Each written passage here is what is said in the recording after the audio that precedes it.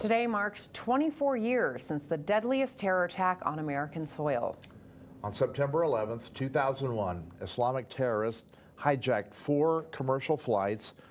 2 crashed into the World Trade Center towers in New York, 1 into the Pentagon in Washington, and 1 into a field in Shanksville, Pennsylvania. Nearly 3,000 people were killed. Today, annual memorials honoring the lives lost were held at each of those sites.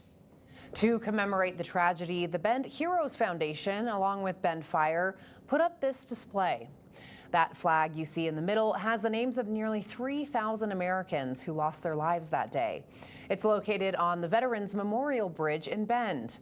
35 flags were installed on the bridge and stayed up for most of the day. Those September 11th attacks forever changed our nation and the way we see the world. This afternoon, I was joined by Jason Carr and Bob Shaw, who were at the KTVZ news desk that day. Walk us through the moment you found out and kind of that experience as a whole. We had just started the show, in fact, and Jason was anchor, I was doing weather, and I went to the weather center and saw the NBC monitor, and one of the towers was burning at the time, and I watched the second plane fly in and hit the second tower. What was kind of going through your mind in that moment? This is not real. We both looked at each other dumbfounded. You know, it was kind of that moment of what the heck is going on? Your brain can't really process. When the second plane hit, I think that's when it really changed everything. Do you feel like it kind of changed the way you viewed journalism or just journalism as a whole?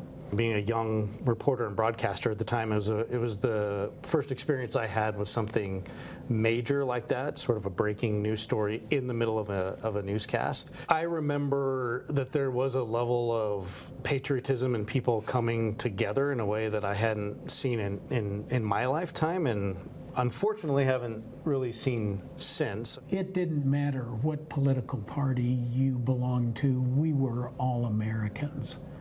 And it was a tough time to go through. My biggest memory was how my parents dealt with it and how they grieved and their response and their reaction, because you look to them. You know, we are resilient to some degree, and we do move on and learn and grow and hopefully change for the better. If you don't learn from history, you're bound to repeat it.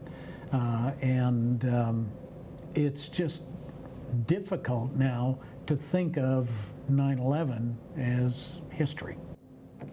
Thank you to Jason Carr and Bob Shaw for those memories. Now, Lee, you were a news director that day. In fact, Jason called me right after the attacks. He said, "Hey, is your TV on?" Well, it just happened that I was just getting ready to leave for work, and I didn't. So I turned it on immediately, saw what was going on, and knew we were going to have our hands full here in the news department.